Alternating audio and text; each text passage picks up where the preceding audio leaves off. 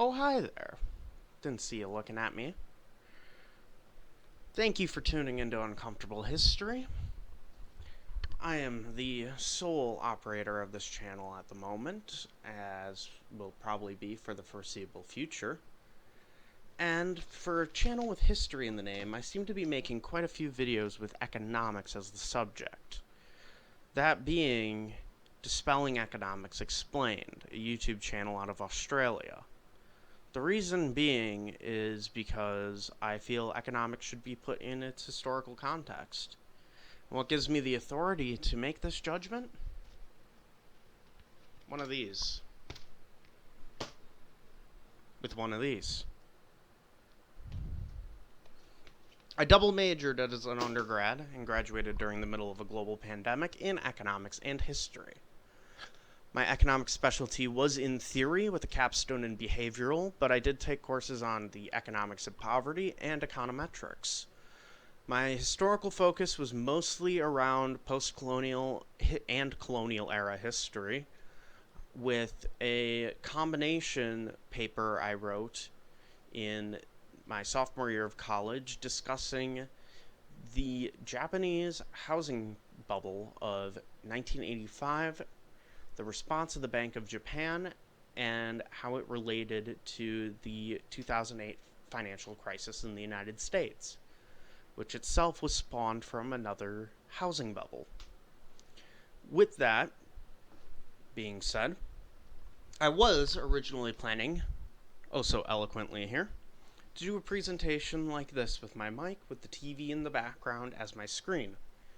But, as you can see, hopefully, by the crosshair right here, and by how the image looks here, that this is not feasible to do. I still have no access to Premiere Pro or any other video editing software, because the cold hard truth is I am broke. And it's kind of fitting to be making a video about income and wealth inequality and how that impacts access to resources when I cannot access the more advanced resources. With that in mind, though, I hope you enjoy today's presentation, and if you do like it, consider giving it a subscribe. Now, on to the show. This one is on his video about the income inequality, in which his conclusion is income inequality is good. There are reasons why I have a problem with this, and my case study will be the United States of America, a nation that is on the cusp of an unequal circumstance. Despite being the wealthiest nation in the world, I will show using math and economics that things aren't as pleasant on the ground floor.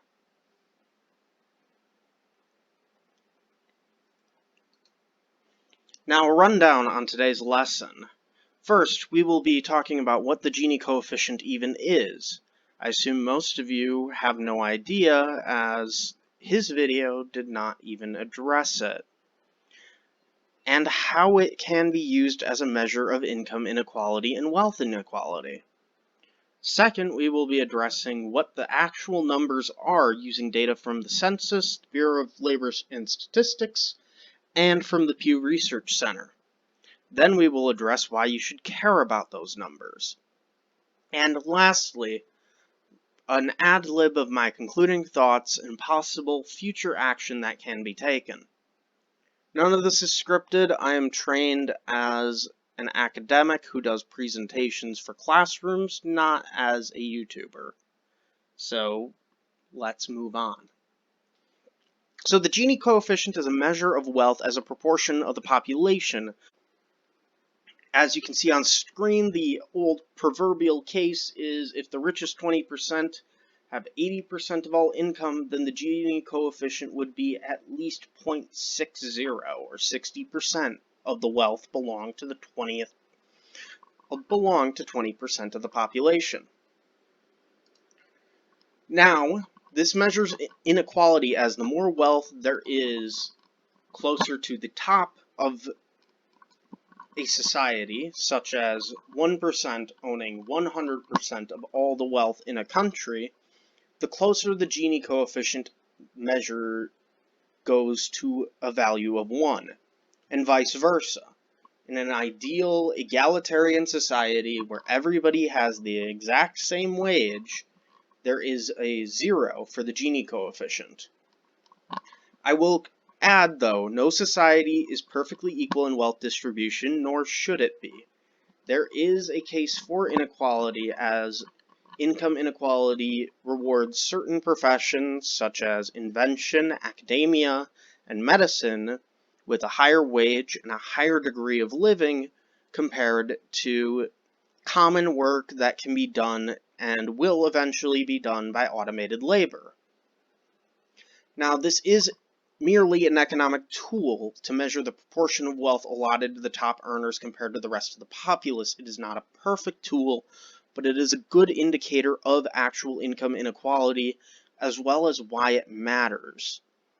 And why it matters is because a country like the United States, where there is a for-profit healthcare system, a for-profit college system, private schooling, which is often better than other forms of schooling, and other compounding factors, such as a lack of public transit and ready access to most essential services within walking distance, means that the resources you have and the income you have dictate how upwardly mobile you can be.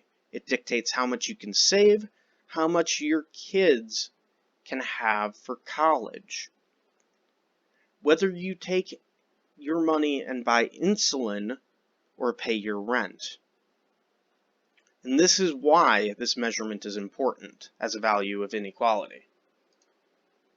Now, to be doing this calculation, I will be using the Lorenz curve, and I will be using a simplified version of it using the following equation, where G is the Gini coefficient, F is the proportion of wealth of the top earners of a population have, and U is the percentage that population makes up compared to the total population. It is not the only method the Gini coefficient can be calculated by, but it is one of the simplest and one of the most reliable methods out there. On the screen to the right, there will be a link in the description linking to this picture as per the request of the copyright owner. Now, before we get started, these are the global values that are reported by the World Bank. This is also from Wikipedia. The link that you see at the top of your screen will also be in the description per the request of the copyright owner for reproduction. As you can see, our target study right here, the United States, has an estimated Gini coefficient using 2017 nominal values reported by the World Bank of 40 to 45, or 0.40 to 0.45. This is important, so remember these numbers, as well as our friend over at Economics Explained. His country has a Gini coefficient of 0.35 to 0.40.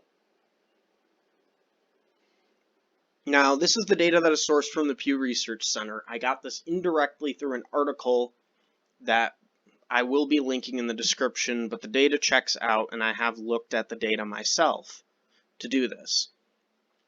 Now, you may be curious, who is being paid $0 per hour in the United States? Well, we do have the largest prison population in the world as a portion of per capita individuals, and our 13th Amendment, which is known as the amendment that abolished slavery, does not read that way. It states that involuntary servitude is to be made illegal except in cases of convicted crime.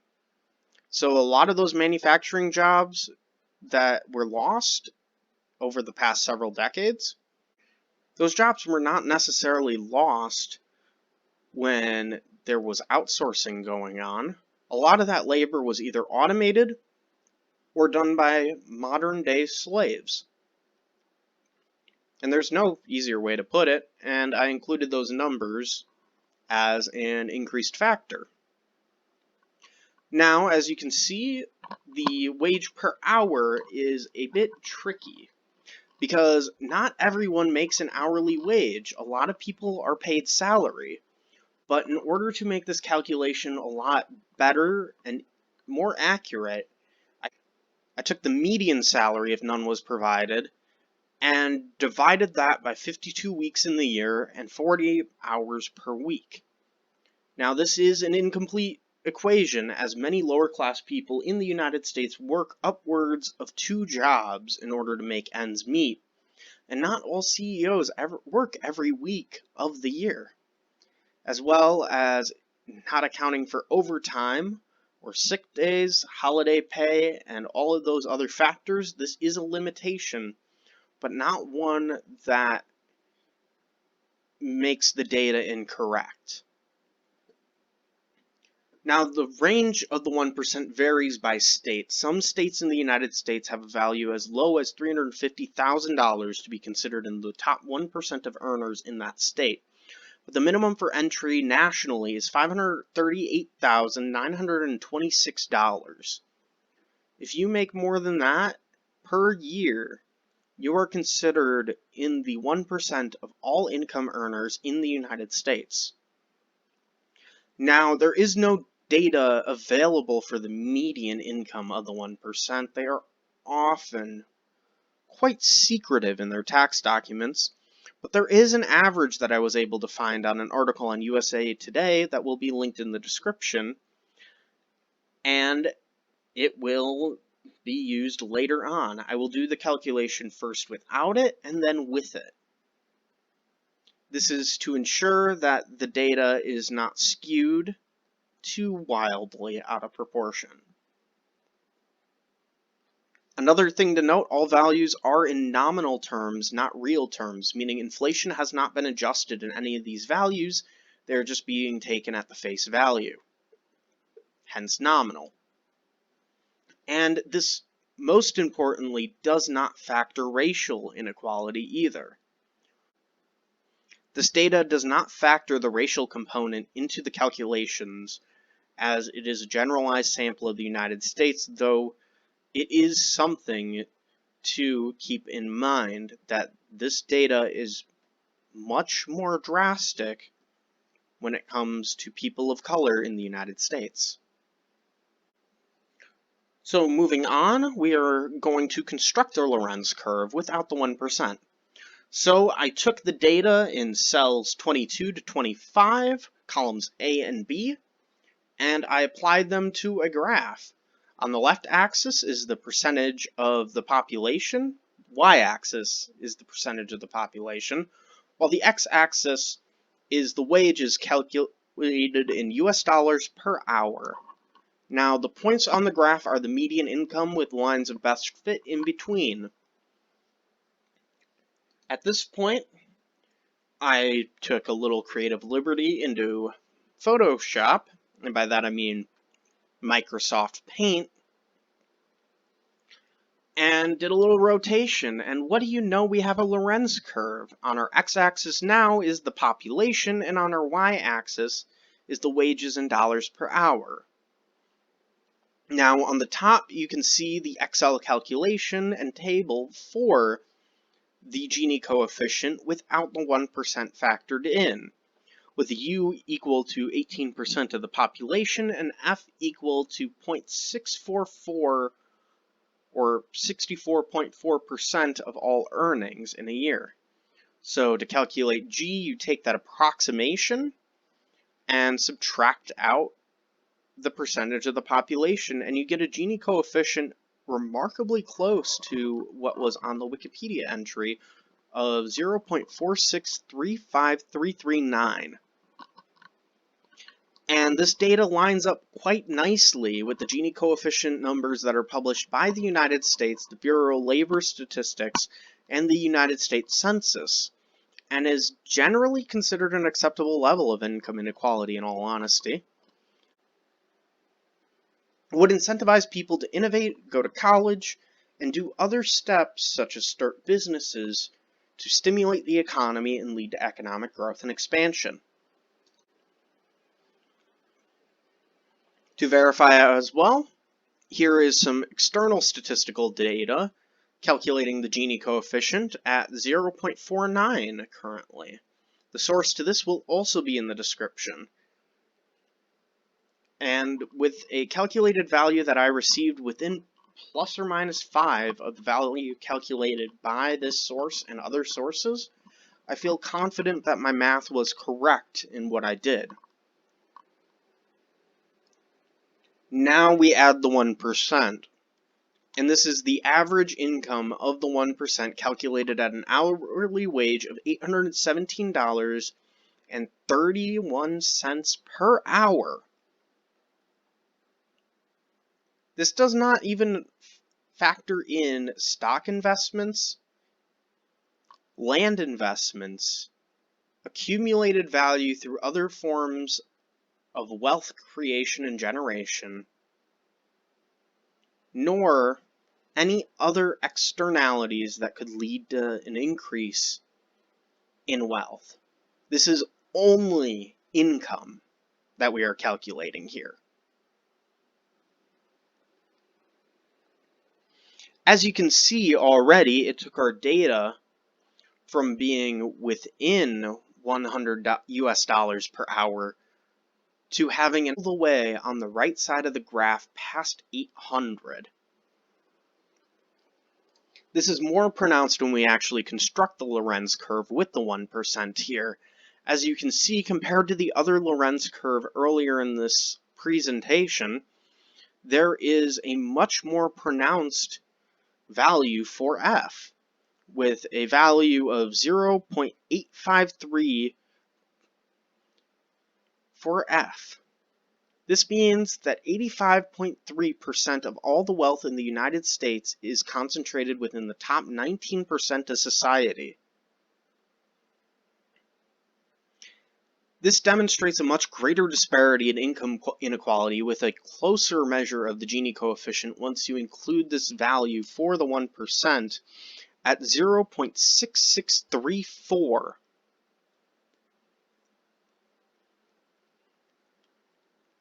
And this was calculated with an annual salary of 1.7 million.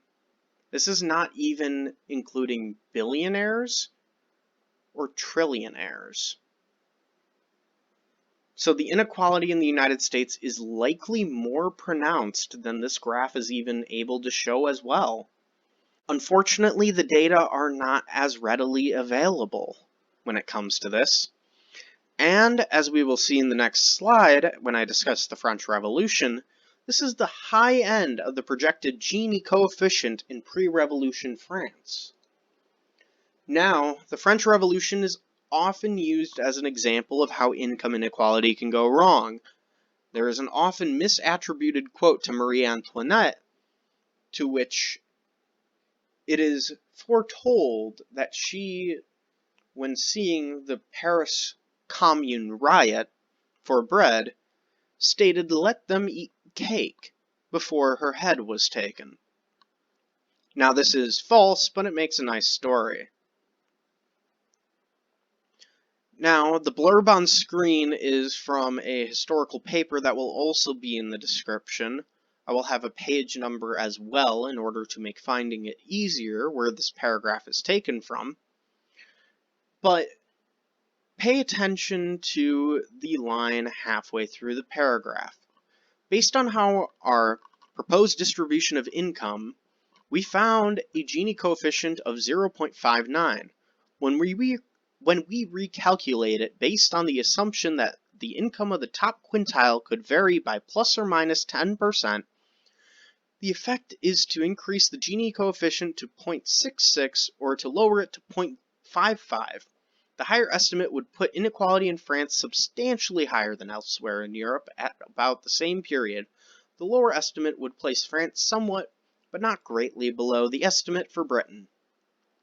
Though the French Revolution is often pointed to as the cautionary tale about income inequality, there were multiple factors that made the French Revolution into something other than a case study for why you must pay attention to the Gini coefficient. Because if you go back to that map from before, there are other countries that have higher Gini coefficients than what this study would suggest. There are other factors within the French Revolution, such as low to no taxes on the aristocracy. In fact, some titles of nobility in France at this time made it so that you were exempt from all taxes on land, business, and other commercial investments. Because of this, and because of the absurdly high deficits the French monarchy had accrued in multiple wars, including the American Revolution, foreign lenders decided to stop giving money to the regime and stopped lending to the regime. This called for a constitutional convention of sorts, to which a general assembly was called by the king in order to raise money and reform taxes. As you know, they could not pass tax reform. The lower house decided to call itself the National Assembly, and Viva la Revolution, the tennis court oath, said it all. Now, why should you care then, if the French Revolution is not a good example? Well, especially in the case of the United States, resources are required for upward mobility. In the United States, one must pass certain standardized tests, one must attend school, if you can attend a school in a good neighborhood. One must pay for college admissions. One must pay a lot of money for something that is not guaranteed. And one must have the financial resources to be able to put kids through tutoring if they are struggling in school, to be able to afford after-school care and daycare, to be able to manage to buy an SAT prep book and pay the fee for the SAT or the ACT, and to be able to pay application fees to attend universities before you even know whether or not your scores are high enough to get in. On top of that, medical debt is the #1 cause of bankruptcy in the United States, and this will especially become more pronounced as the coronavirus pandemic keeps on chugging. Because as this pandemic keeps going in a privatized healthcare system, there are already reports of bills upwards of $100,000 to survivors of coronavirus with medical insurance. And when you have a large swath of the population going bankrupt without good credit scores and without the ability for family and friends to help out, you either end up with a large homeless population or you end up breaking out guillotines. Circling back to education, though, education costs more than a new car every year, not factoring in housing, which may or may not be required to live on campus, a meal plan, which may or may not be required, expenses related to textbooks, transit, and the cost of living in a general area around the university. And the worst part is, if you want to be upwardly mobile in the United States, you are required in most cases to have some sort of college diploma or some sort of university education.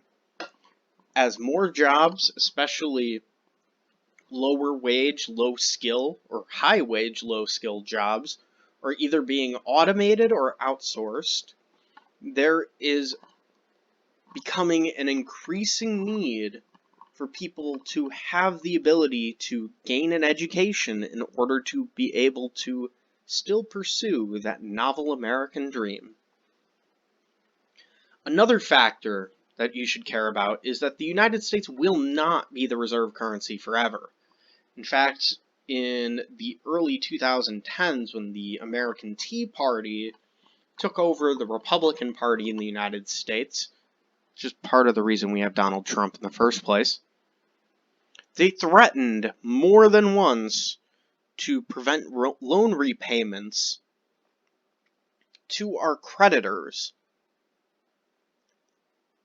Now, if that doesn't sound eerily familiar to France in the 1780s and 1790s, I'm really not sure what can be even more eerie than that. The instability in the United States that will occur after this pandemic will necessitate a different reserve currency, especially if the current commander-in-chief retains his post.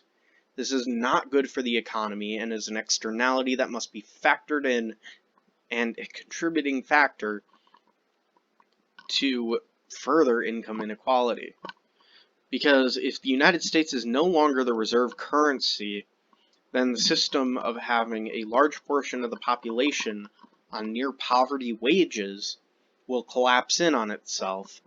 Credit will end up having to be paid to foreign lenders in other currencies such as the euro, the yen, the yuan, or perhaps even the Australian dollar.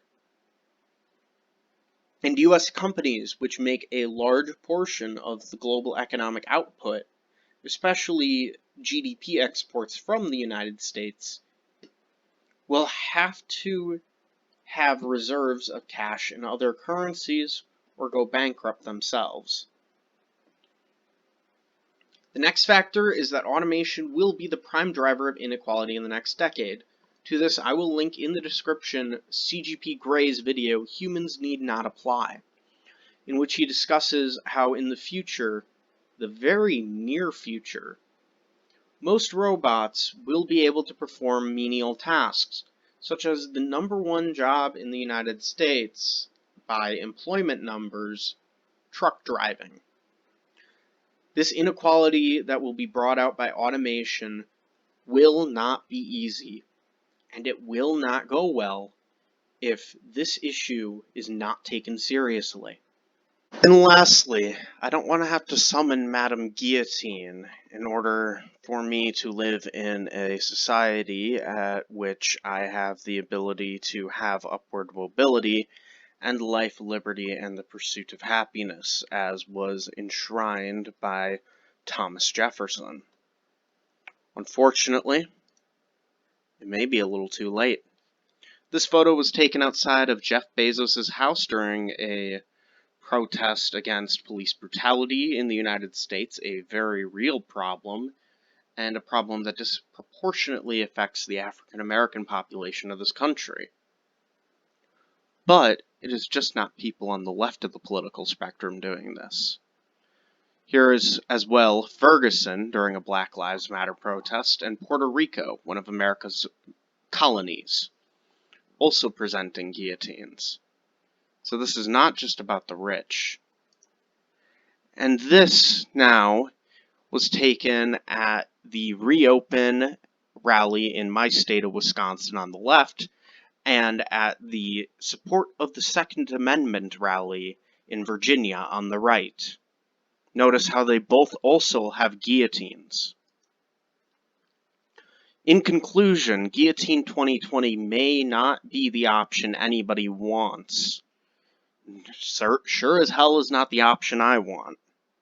But if there is still a continued ignoring of those on the lower rungs of society, especially the millennials and now Gen Z, who have graduated university during not one, but 2 catastrophic recessions where instead of helping out the people at the bottom rungs of society, the nobles of our nation in the United States have elected to enrich themselves instead.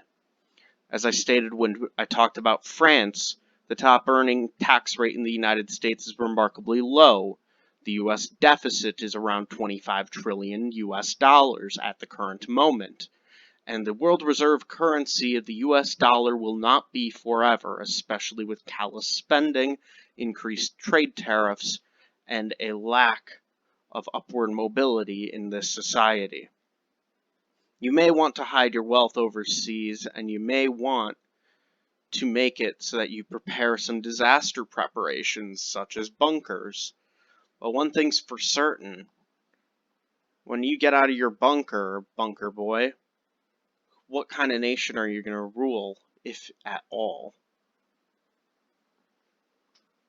It is one of those things where the voice of the people can only be suppressed for so long, and especially with the Gini coefficient that is approaching beyond the level of the French Revolution. With data that was taken from 2018, I can only imagine what the 2020 numbers will look like. It is not too late for there to be any sort of fiscal policy change, nor is it too late for any sort of laws to be passed to help mitigate income inequality in the United States. Medicare for All, instead of tying Medicare to and other health insurance programs to employment, would be a good start. Limiting the cost of U.S. universities so that graduates of those universities have the ability to pursue employment without being burdened and saddled by hundreds of thousands of dollars in debt, as well as student loan forgiveness, could also help provide much more stimulus than any of the packages that have ever been passed.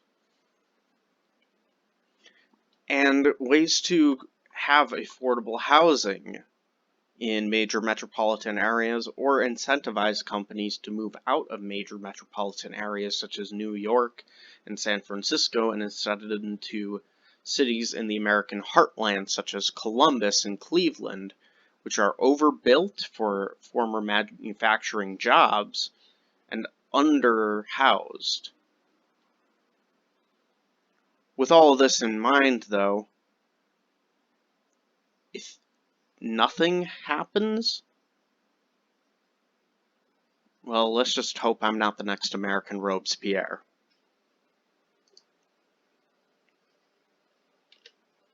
I want to thank you all for watching. I hope that you enjoyed today's video. If you did, like, share, and subscribe. If I get 100 subscribers, I'll do a video going over the history of the theory of climate's effect on civilization, all the way from Montesquieu and Burke to modern theories such as guns, germs, and steel. If you really like this content and you want me to keep doing it, donate to my tip jar in the description. And all sources, as always, will be linked in the description box down below. Hope you have a great day.